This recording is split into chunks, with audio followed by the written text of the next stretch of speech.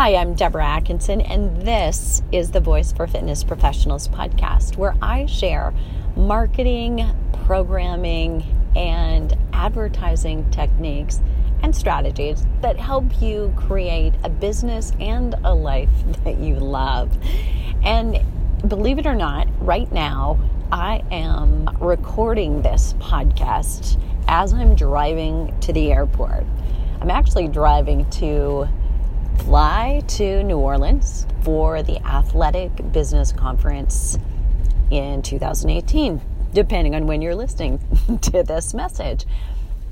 And I wanted to share something because I hear so often from both my consumers who are women kind of flipping 50, they're in perimenopause, menopause, or beyond, and from you who might be trainers who also serve those demographics, maybe not exclusively, but I got a hint for you that you might want to consider it if you love to work with them because they're looking for you.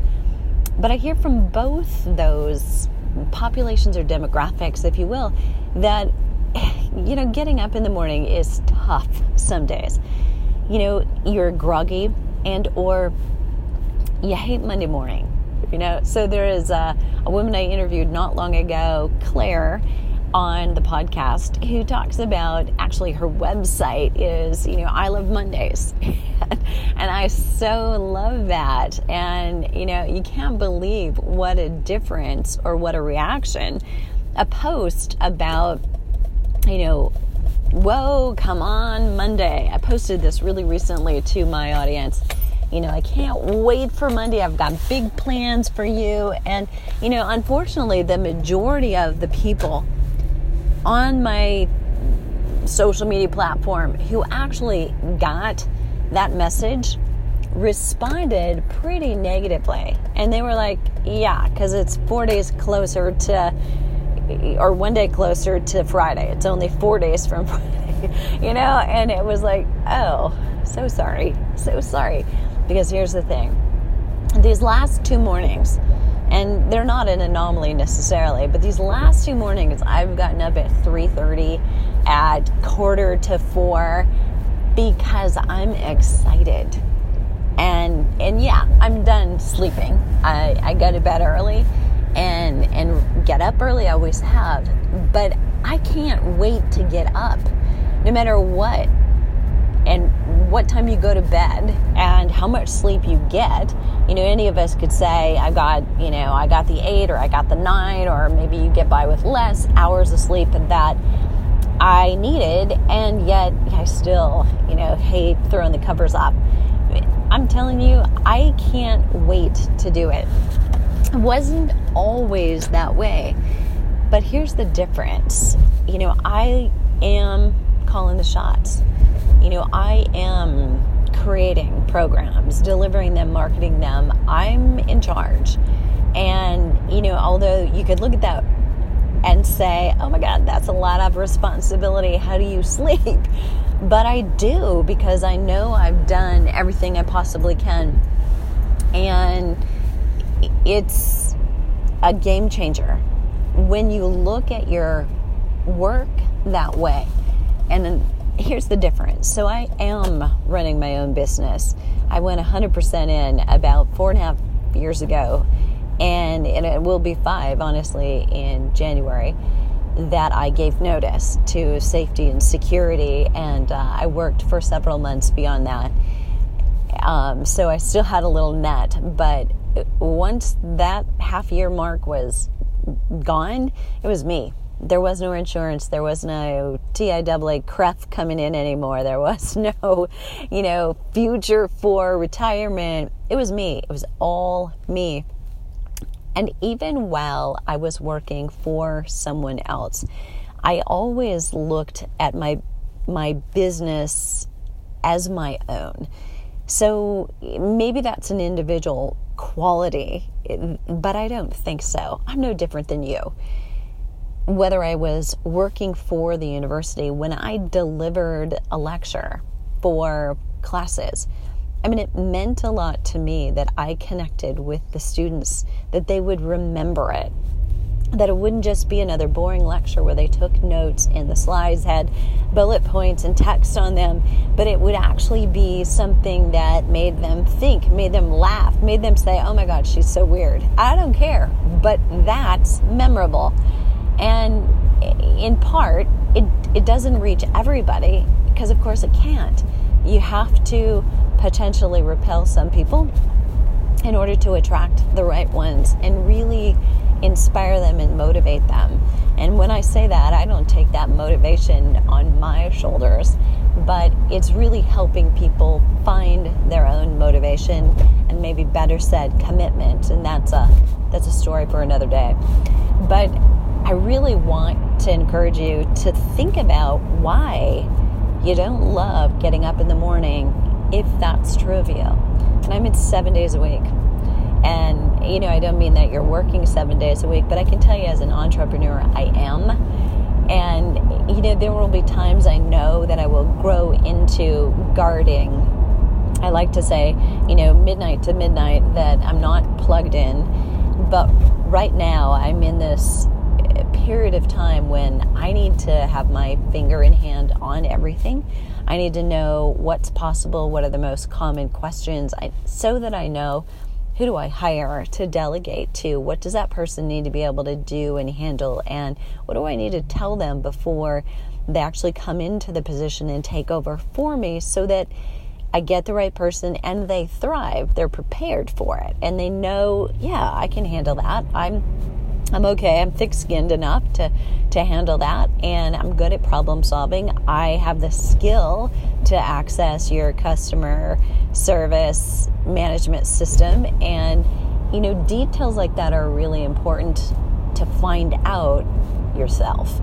So it used to be when 30 years ago people were beginning to open up and own fitness centers that they had to do everything. They had to scrub the toilets. They had to give the tours, they had to sell the memberships, there was no such thing as personal training, at least in the Midwest where I began at that point, but we had to actually educate people. You had to do it yourself, all of it.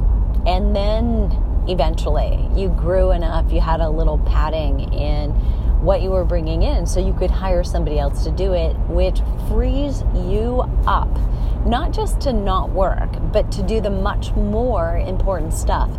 And so I really encourage you to question two things. One, why don't you love getting up to do what you're going to do? Do you have tasks on your plate right now that somebody else should be doing? If you're doing all of your social media, and I mean from, deciding what your mission and your voice is when you post, what kind of text, meaning what kind of copy, what kind of words and messages are you sharing, not just images, and where are you taking them to? What's the whole funnel? What's the next step you want a viewer, a fan, or a follower to do? There should be a call to action in every single post and a reason why you're posting. There may be a very few or low percentage of things that simply are there to inspire, motivate, make somebody laugh, or get them to stop and think. But few of those things should stop there. There should be a next thing that makes them want to take more action with you and get to know you better, to find out, do I know, like, and trust this person, so that when you make an offer of something that can help based on the content you've been providing them with, it makes sense to them. You've got to do all that in the beginning. But if you're creating the images and the graphics and then you're posting it and scheduling it, potentially that's something that you can hand off at this point. And that's important to look at. Maybe you love that, so it's not necessarily something that you dislike, but it's something that's taking you away. And if you fill 2 hours doing that, where you could have been creating a program that could earn you between $100 and $1,000, isn't your time better spent doing the latter, building the program? Because nobody else can do that, while somebody else can do the social media for you. And you can train them. You may not love it right away.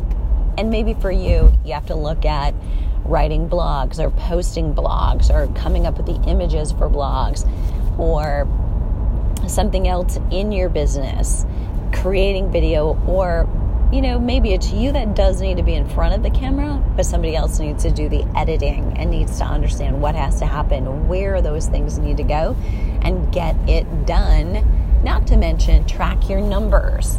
And part of the reason why I think a lot of personal trainers, personal training, business owners don't love what they're doing is because they don't know their numbers. It's like one of your clients thinking or saying to you that they are not motivated. How do I get motivated? Maybe they're asking you this question. How many times have you got it? How do you stay motivated to do this all the time, right? How many times have you been asked that question in the last week, maybe? But the point is, you're not going to be very motivated to do certain actions if you don't know that it actually helps you increase your bottom line. If you can't see that creating maybe 5 videos on a certain morning or afternoon that you've blocked off to do that and getting them posted to social media with you saying the right words actually brings in more leads, more prospects that then could be potential clients. If you can't see the connection of how did the views go on that video, how did the opt-ins go from that video, how did the opt-ins turn into people who converted to customers, how did that go, what was that percentage? Those are all things that you can track. Every social media platform has insights, analytics for free. You can always upgrade to do more, but for the majority of us, just beginning to use social media correctly with an outcome that you want. You have to know, what are you shooting for? Where do the majority of your customers come from? The best place for you to go first is Google Analytics. And that's just a start. But look from there, where do your customers come from on a certain page related potentially to a sale or to an article? Are people coming to you just organically? Are they coming to you from YouTube or from your Facebook posts? You can see that, and then you can decide, all right, I'm going to test if I love and nurture my Facebook fan page and I actually post more things that lead them directly to this page with a link to a specific page on your website. How much more traffic do I get if I would do that for this week, the next 7 days?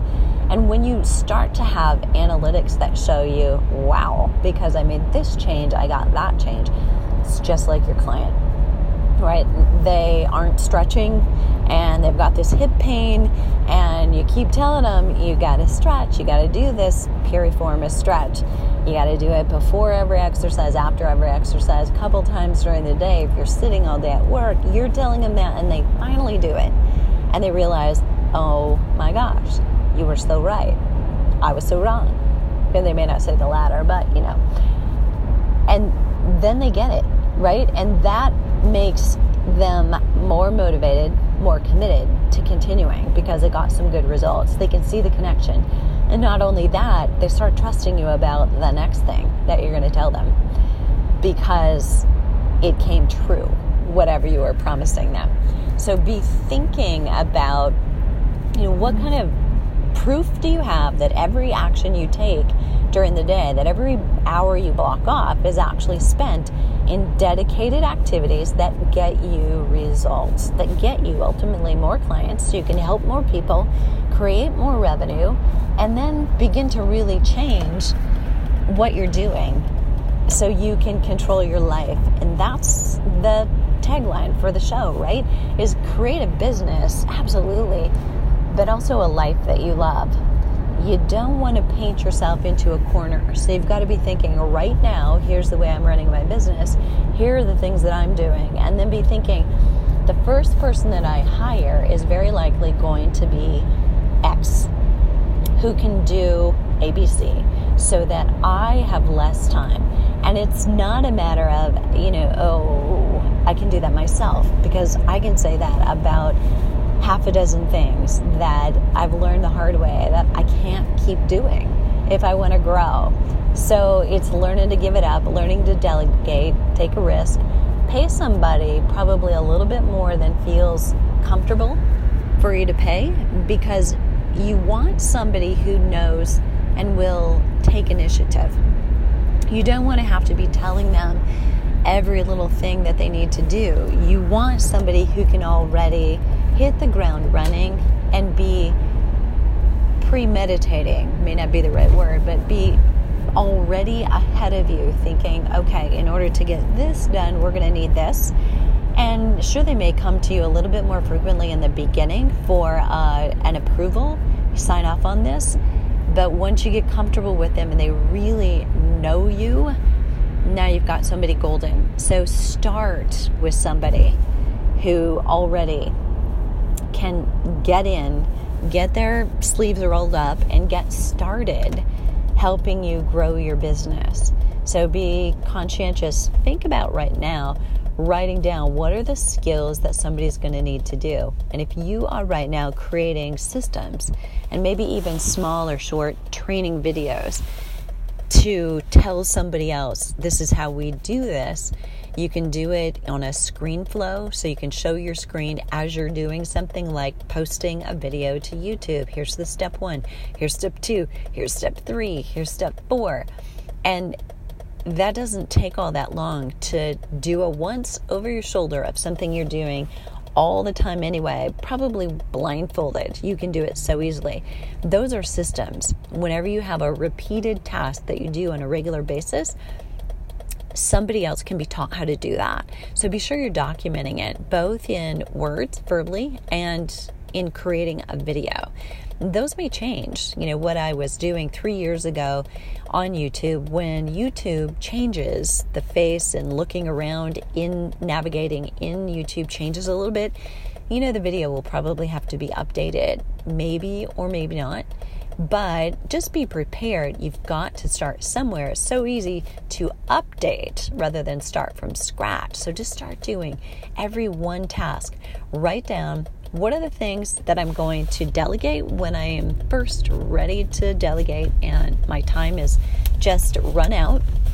And 2, what are the processes, the tasks that I do on a regular basis that I need to document so now they become a system for my business?